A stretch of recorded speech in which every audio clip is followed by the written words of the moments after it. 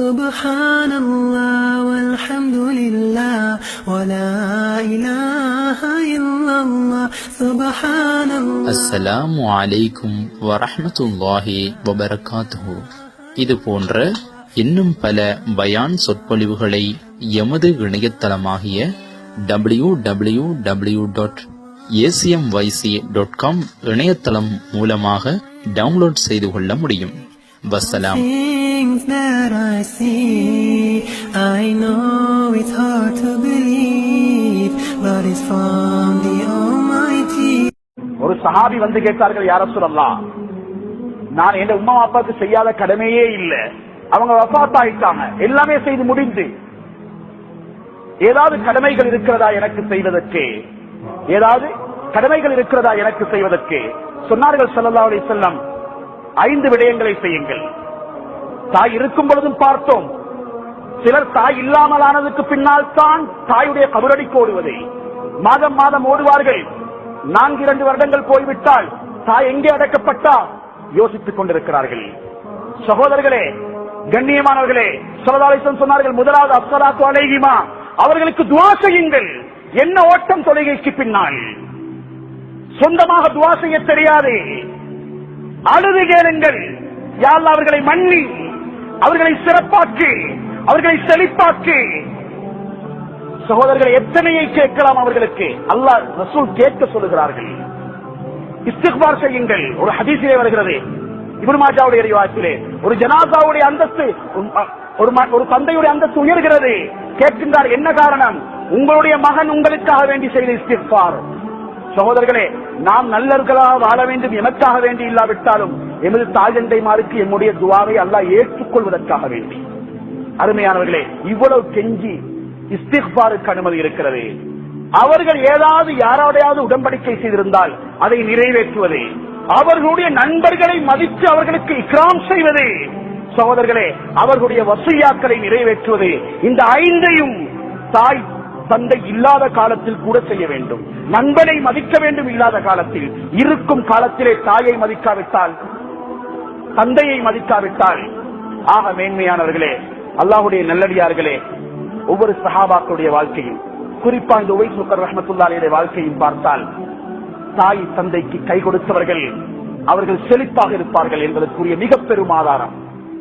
கண்ணியமானவர்களே, நாம் இன்று இறுகி இருக்கிறோம் என்றால் முதலாவதாக தாயோடு வாழ்ந்த வாழ்க்கையை பாருங்கள்.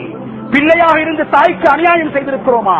குகைக்குள் அகப்பட்டவர், குகையின் கதவு திறக்கப்படவில்லை, தாய்க்கு நான் பணிவிடை செய்திருக்கிறேன், யா அல்லாஹ் கதவு திறப்பட்டது, வாழ்க்கை இறுகி போயிருக்கிறதா? தாயோடு வாழ்ந்ததை பாருங்கள். தாய்க்கு நலவு செய்தால் வாழ்க்கையின் கதவுகளை அல்லாஹ் திறப்பான், செழிப்பாக்குவான். உலகத்தில் மாத்திரமல்ல, சொர்க்கத்தின் கதவையே அல்லாஹ் திறப்பான்.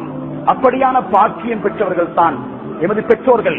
சிலர் உண்மையிலே நல்லதை பார்க்கின்றார்கள், நல்லதை செய்கின்றார்கள். ஒவ்வொரு நாளும் தாயின் பாதத்தை முத்தமிடும் நல்லவர்களும் இருக்கிறார்கள். அவர் வர்ணித்த பின்னால் அன்னாருடைய கபருக்கு சென்று துஆ செய்பவர்களும் இருக்கிறார்கள்.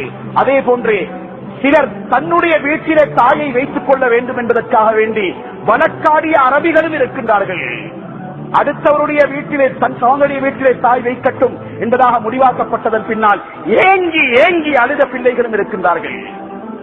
ஆனால் இன்று சிலர் உங்களுடைய வீட்டிலே வைத்துக் கொள்ளுங்கள், நான் நேரம் இருந்தால் வந்து பார்க்கிறேன் என்று சொல்பவர்களும் இருக்கிறார்கள். எனவே கண்ணியமானவர்களே, தாயும் தந்தையும் சொர்க்கத்தின் 2 வாயில்கள்.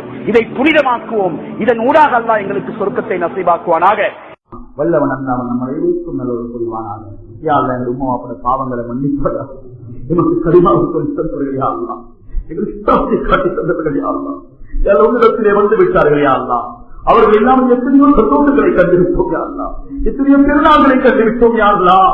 யா அல்லாஹ் அவர்களை நீ ரஹ்மத் செய்து பார்ப்பாயாக. பூமிக்கு மேலாக இருக்கும்போது எங்களை பார்த்தவர்கள் யா அல்லாஹ், நீதான் அவர்களுக்கு இரக்கம் காட்டும்படி எங்களுக்கு சொல்லி தந்தாய் நாயனே. தாயை விட இரக்கமுள்ள ரஹ்மானே, தந்தை விட இரக்கமுள்ள ரஹ்மானே, இம்மாவோடு இரக்கமா நடந்து போயா அல்லாஹ். அவங்களை கபறுகளை புறநாசமாக்குவாயாக, அவங்களை கபறுகளை சுருக்கத்தின் பூஞ்சோலையாக ஆக்குவாயாக. யா அல்லாஹ், இங்கு எத்தனையோ சந்தோஷங்கள் அவர்களை இழந்து விட்டோம் யா அல்லாஹ், அவர்களை காணவில்லை நாயனே, சில நாடுகளிலே காண கிடைக்கவில்லை யா அல்லாஹ், கல்யாணங்களிலே காண கிடைக்கவில்லை யா அல்லாஹ். ஆனால் சொர்க்க வாழ்க்கையில் அவர்களை நாம் பார்க்க வேண்டும் யா அல்லாஹ், அவர்களோடு சேர்ந்து வாழ வேண்டும் யா அல்லாஹ். அவருடைய அந்தஸ்துகளை உயர்த்தி விடுவாயாக, அவர்களுக்கு மன்னிப்பை நசிவாக்குவாயாக, அவர்களுக்கு ரஹ்மத் செய்வாயாக. யா அல்லாஹ், எங்களுடைய பிள்ளைகளை வச்சு எங்களுடைய முகத்தை கரிபூசினார் யா அல்லாஹ், எங்களை கேவலப்படுத்தினார் யா அல்லாஹ். அந்த பிள்ளைகளை வச்சு எங்களுடைய முகத்தை கண்ணீர் தாயா அல்லா, செழிப்ப தாயா அல்லா, தன் குளிர்ச்சிய தாயா அல்லா, சந்தோஷத்தை தாயா அல்லா. எங்களை பிள்ளைகளை வீணாக்கிறார்கள் யா அல்லாஹ். எங்களுக்கு என்னமான தவறு அவங்க செஞ்சிருந்தா அவங்களை மன்னிக்கிறோம் நாயனே, அவங்களை ஏற்றுக் கொள்வாயாக. யாரும் உணவாக வாழ்ந்து கொண்டிருந்த அவங்களுக்கு நீண்ட ஆயுத நசீபாக்குவாயாக, ரஹ்மத்தான வாழ்க்கையை வாழ்க்கை கொடுப்பாயாக, தீனுடைய செல்வ கொடுப்பாயாக, அவங்கள வாழ்க்கையை லேசாக்கிறியா அல்லா, ஆரோக்கியமான வாழ்க்கை கொடுப்பாயாக, அவங்களை சந்தோஷமான கடைசி நேரத்தில் கரிமாவை கொடுப்பாயாக. அவங்களை பாக்கியத்தால் எங்களுக்கு கரிமா கிடைச்சியா அல்லா, எங்களை வளர்த்த பாக்கியத்தால் அவங்களுக்கு சகலத்தை கரிமா நாக்குவாயாக. எங்களையும் அவர்களின் ரஹ்மத்தை ஏற்றுக் கொள்வாயாக, பரக்கத்தோட கபூல் செய்வாயாக.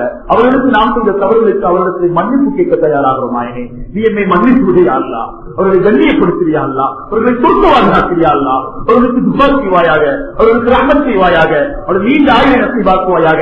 இவர் சகல பாவங்களை மன்னித்திடுவாயாக. இவர் பிள்ளைகளை வீணாக்கிறாரே ஆராய்ச்சிடுவாயாக. நாம் அவர்களுக்கு திட்ட மாட்டோம் யா அல்லா, அவர்களை கேவலப்படுத்த மாட்டோம் யா அல்லா, அவர்களுக்கு ரஹ்மத் செய்வாயாக, அவர்கள் எதிர்காலத்தை செழிப்பாக்குவாயாக, நீண்ட ஆயுளை அவர்களுக்கு நசீபாக்குவாயாக. துஆக்களை கபூல் செய்வாயாக.